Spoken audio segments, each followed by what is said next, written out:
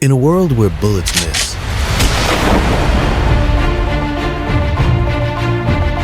where every grenade seems to bounce back,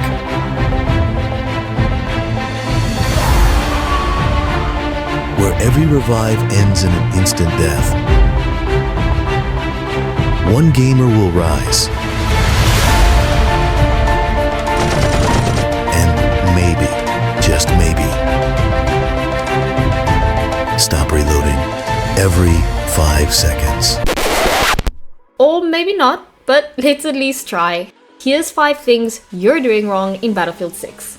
Number 1, sprinting into every fight. You're sprinting everywhere. Through corridors, around corners, into objectives.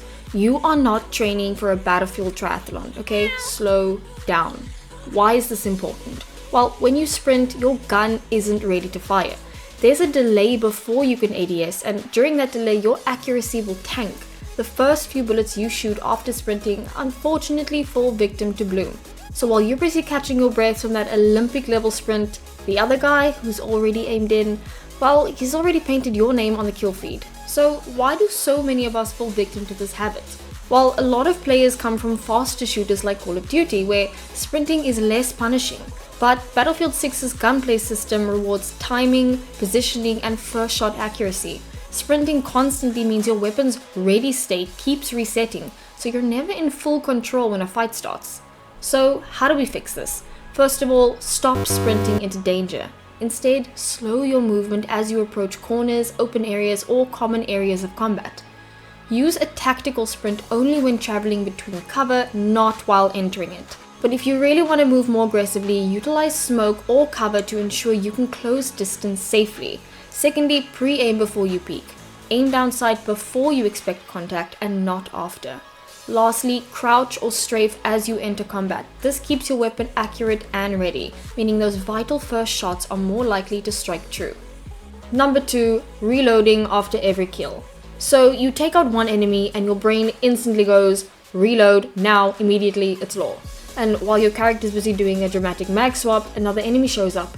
And you're just standing there helpless, admiring the animation that's about to get you killed. It's such an automatic reflex that most players don't even realize they're doing it. But in Battlefield, those few seconds are the difference between staying alive and starring in someone else's kill cam. So why is this such a bad habit?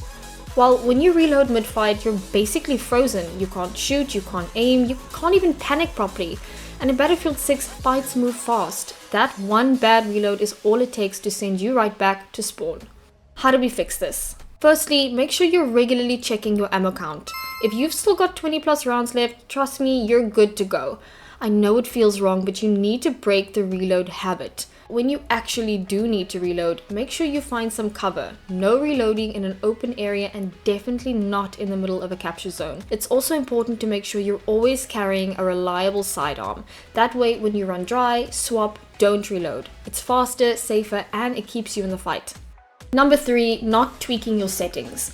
So you've loaded up in Battlefield 6, jumped straight into a match, and never touched a single setting. The default settings might work, but they're designed for everyone, which means they're really meant for no one. You can't play comfortably or consistently if the game feels like it's fighting you the whole time. Battlefield isn't just about raw aim, it's about awareness and control. A narrow FOV makes it feel like enemies appear out of nowhere, and a bad sensitivity setup makes precise aim nearly impossible. With the wrong settings, you're not reacting slower, but rather your aim is. And in a game like Battlefield that is so fast-paced, that's pretty much all it takes to lose a fight. So let's look at how to fix this. First of all, make sure your FOV is increased and sits between 90 to 100. Now this will widen your view so you can actually see the guy flanking you, instead of learning about him like this. NANI?! Next is your sensitivity. Too high and you'll overshoot every target. Too low and your aim can't keep pace with fast-moving targets. High sensitivity tends to sacrifice control, while low sensitivity sacrifices speed. You need to find a balance that lets you track opponents smoothly. After you've found a comfortable balance for your sensitivity, it's time to look at lowering your controller's dead zones. So dead zones control how far you need to move your analog stick before the game starts to register input. If your dead zone is set too high, you're going to feel a slight delay before your aim responds. This is going to make your crosshair feel heavy and sluggish. By lowering your dead zones, your aim begins reacting the moment you touch the stick. giving you tighter, more precise control. Now, as far as the actual settings go, there's no one size fits all, but I'm going to give you a solid guideline to play around with.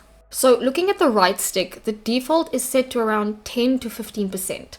I would recommend you start at around 5 to 8 and lower it gradually until your aim begins reacting the instant you move the stick.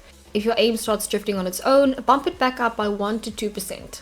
For the left stick, you can go slightly higher here, around 8 to 10% is usually comfortable for most players. This should ensure smooth movement without unintended walking when your thumb rests on the stick. Now, I would recommend using the firing range to test this. Try aiming at a small object and make micro adjustments. If your reticle feels like it sticks before moving, your dead zone is likely too high, and if it drifts on its own, it's too low. Number 4, using full auto at long range. If you're feeling sick and tired of hitting only the general atmosphere of your target, it might be time to start utilizing shorter bursts in place of full fire. See, every gun has its own recoil and bullet spread, and the longer you hold the trigger, the less control you have.